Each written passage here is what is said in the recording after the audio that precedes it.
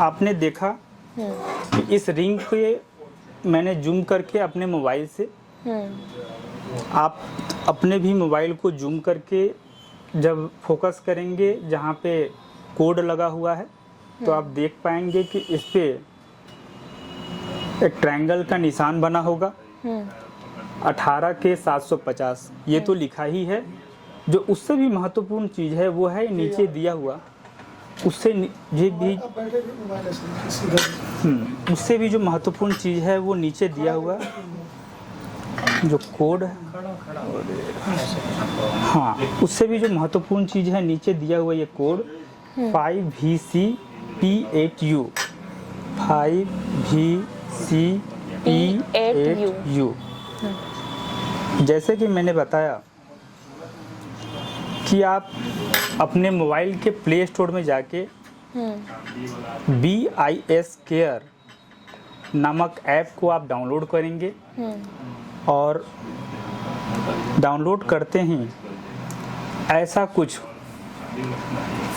Face खुल के आएगा जिस पे लिखा होगा ब्यूरो ऑफ इंडियन स्टैंडर्ड, भारतीय मानक ब्यूरो। नीचे आप देख पा रहे होंगे यहाँ पे लिखा हुआ है वेरीफाई HUID। आप जैसे ही इसे इंटर कीजिएगा तो ये आपसे जेवर पे जो कोड है उस कोड को मांग रहा है।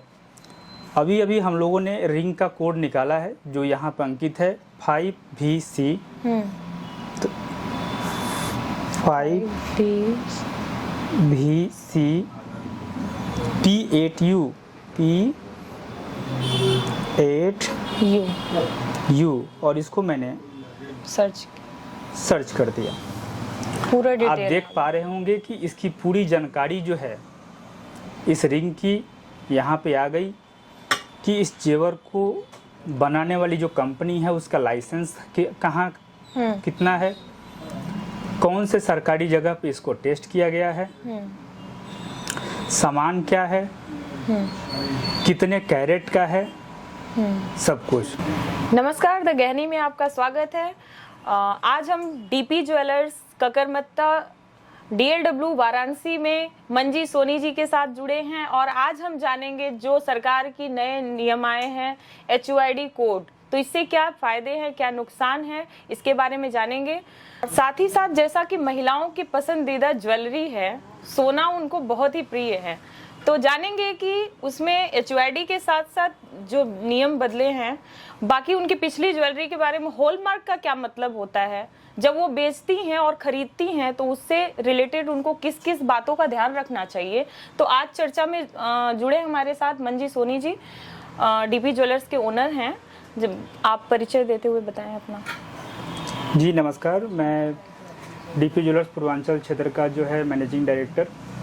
सबसे पहले तो अभी जो कई लोगों के मन में जो भ्रांतियाँ चल रही हैं हॉलमार्क्स को लेकर के और HUID को लेकर के, बहुत सारे लोगों को अभी यही लग रहा है कि हॉलमार्क्स अभी भी जो है मार्केट में चल रहे हैं।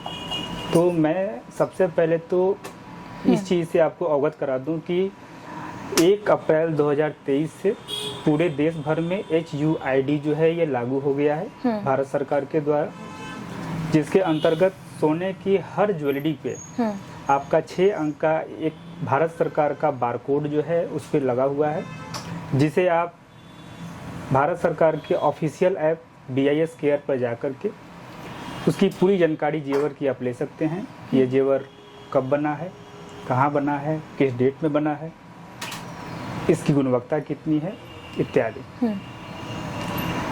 कुछ लोगों का कहना यह है कि 1 अप्रैल 2023 से पहले जो भी जेवर हमारे पास हैं या हमने जो खरीदा है फिर उसके बारे में क्या होगा। आपको जरा भी किसी भी तरह की संदेह करने की ज़रूरत नहीं है, क्योंकि 1 अप्रैल 2023 के पहले जो हॉलमार्क्स था वो भी BIS के अंतर्गत ही था। उसको लेकर भी अगर आपके पास जेवर हॉलमार्क का है तो किसी भी तरह का कोई समस्या नहीं है। हाँ, इस बात का आपको बिल्कुल ध्यान देना है कि 1 अप्रैल 2023 के बाद खरीदे जाने वाला हर जेवर HUID यानी 6 अंक का भारत सरकार का मुहर वाला जेवर ही होना चाहिए। कुछ लोगों का सवाल ये भी है कि अगर हमारे पास हॉलमार्क भी नहीं है, HUID भी नहीं है, फिर ऐसे जेवर का हम क्या करें। हाँ, इस बारे में आपको समस्या हो सकती है कि अगर आपके पास हॉलमार्क भी नहीं है या HUID का भी जेवर नहीं है तो समस्याएं पैदा होंगी आने वाले समय में। तो क्या उस ज्वेलरी की वैल्यू नहीं होगी? जी, उसी के बारे में शिल्पी जी मैं चर्चा करने जा रहा हूँ कि अभी भारत सरकार ने आपको 3 महीने का वक्त दे रखा है कि जो भी HUID लाइसेंस जो शॉप हैं वहाँ पे अपने बिना HUID या बिना हॉलमार्क को जेवर को ले जाकर उस पर HUID पास करवा सकते हैं। बस शर्त इतना है कि भारत सरकार के जो मानक हैं उस मानक पर वह जेवर खड़ा उतरना चाहिए।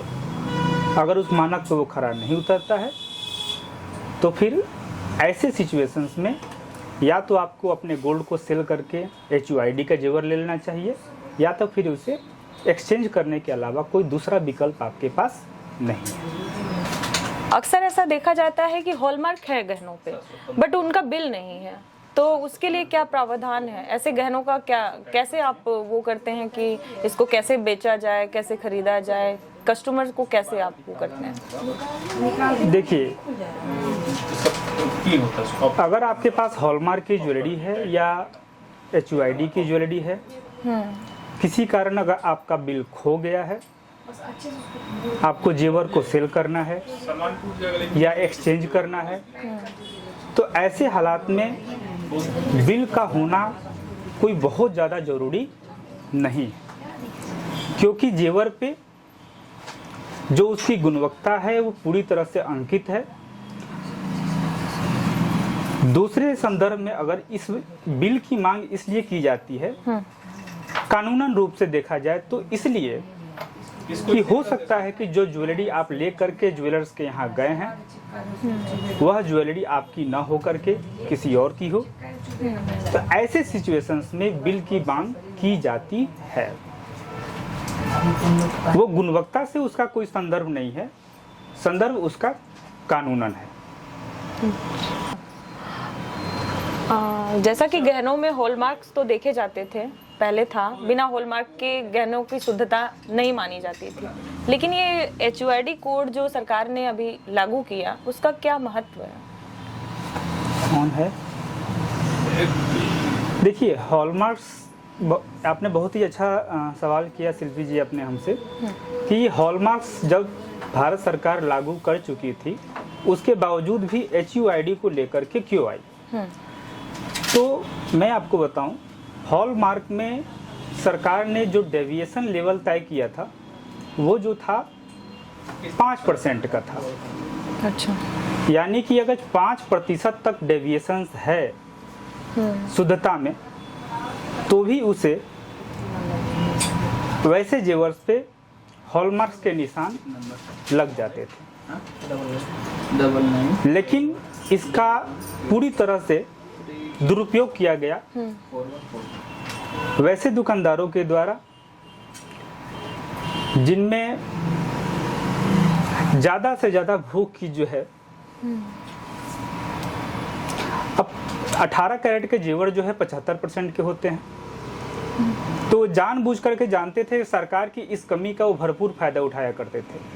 वो माल ही तैयार किया करते थे 70% का, क्योंकि वो जानते थे कि हॉलमार्क जो है डेविएशन लेवल 5 का है तो भी 70% का भी मेरा माल रहेगा तो भी उस पर हॉलमार्क्स लग जाएगा। इसी चीज को कम करने के लिए भारत सरकार ने HUID को लेकर के आया और इसमें डेविएशन लेवल जो है 0.5 कर दिया।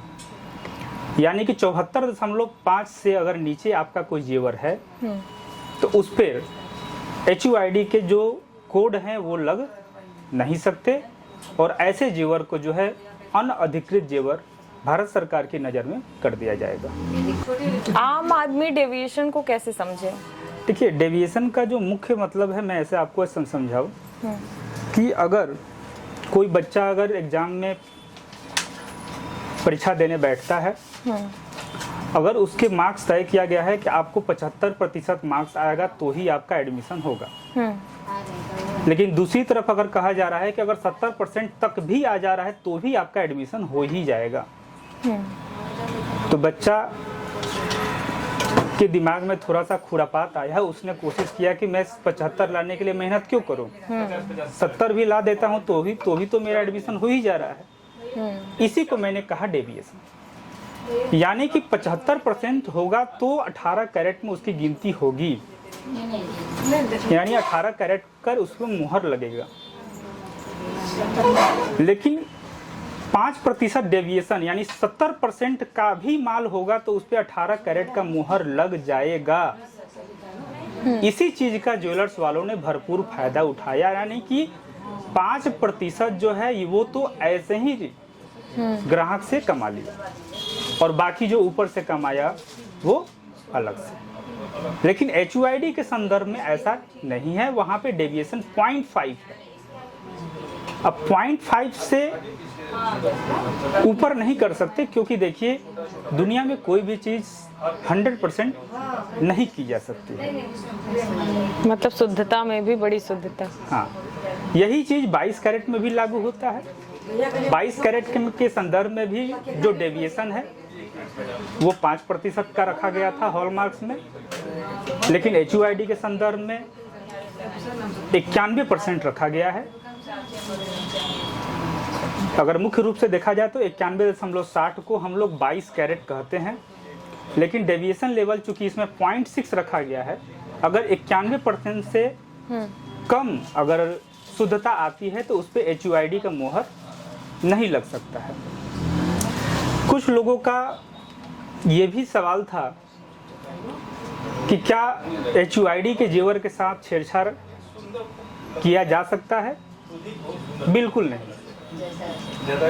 अगर वो ऐसा सोच रहे हैं कि HUID के जेवर के साथ किसी प्रकार का छेड़छाड़ किया जा सकता है तो उनका यह सोच बिल्कुल गलत है। जब भी कोई ज्वेलरी वाला जेवर को बना करके भारत सरकार की जो HUID संस्थान है वहाँ पे जब भेजता है तो वहाँ पे पहले गहने का प्रतिशत यानी मानक तय किया जाता है कि इसमें शुद्धता कितनी है। अगर शुद्धता जो है सही है तो ही जाकर के उस पर कोड लगते हैं, अन्यथा उस जेवर को अनअधिकृत घोषित कर दिया जाता है। ये HUID आने के साथ साथ क्या रिटर्न पॉलिसी में भी चेंजेस हुए हैं क्या? जी हाँ, बिल्कुल। HUID आने के बाद रिटर्न पॉलिसी में भी बहुत बड़ा अंतर आया है। एक पेंडेंट शेप गोल्ड बॉल है। इसमें पूरी तरह से जो जेवर का वेट है और जो करंट रेट है उन दोनों को मल्टीप्लाई करने के बाद जो भी आपका आता है QR हो चुका है सर इसका प्राइस, उसे आप नए जेवर जो आप खरीद रहे हैं उसमें मर्ज कर सकते हैं या कैश में चाहें तो कैश के रूप में भी ले सकते हैं। HUID का अगर फुल फॉर्म अगर देखा जाए तो उसे कहा जाता है हॉलमार्क यूनिक आइडेंटिफिकेशन, यानी कि ये अपने आप में ही खुद को बता रहा है कि हर जेवर पे अलग अलग कोड, यूनिक कोड लगे होते हैं जी। जैसे कि उदाहरण के तौर पे मैं आपको, जैसे कि ये रिंग है, इस रिंग को मैं दिखाऊं, ठीक है, और इस रिंग पे आप आसानी से अगर देखना चाहते हैं, क्या ये 22 कैरेट है या 18 कैरेट? वो अभी आप कैमरे में, जैसे आपका कैमरा है, मोबाइल के कैमरे को आप जूम कर लीजिए और जूम करने के बाद जो इसके ऊपर लेजर मार्किंग की गई है उस पर फोकस कीजिए, आपको जो है इसका कोड जो है दिख जाएगा। जैसे कि मैं आपको दिखा रहा हूँ, ये देखिए, जैसे कि आप देख रहे हैं इस रिंग का जो कोड है, मैंने अपने कैमरे को जूम करके इसको क्लिक किया है, जिसमें आप साफ साफ देख सकते हैं कि इसमें भारत सरकार का BIS का ट्रायंगल का सिंबल बना हुआ है। यहाँ पे 18 के लिखा हुआ है, 750 भी लिखा हुआ है और यहाँ 6 अंक का बारकोड भी लिखा हुआ दे रखा है। अब इस 6 अंक के बारकोड को आप BIS केयर जो भारत सरकार की ऑफिशियल साइट है उस पे जा कर के जैसे ही सर्च कीजिएगा तो उसकी एक एक जानकारी आपको मिल जाएगी। एक बार आप वो चेक करके बताइए। एक एक जानकारी जो है उसकी आपको मिल जाएगी कि ये जेवर कब बना है, कहाँ बना है, किस डेट में बना है।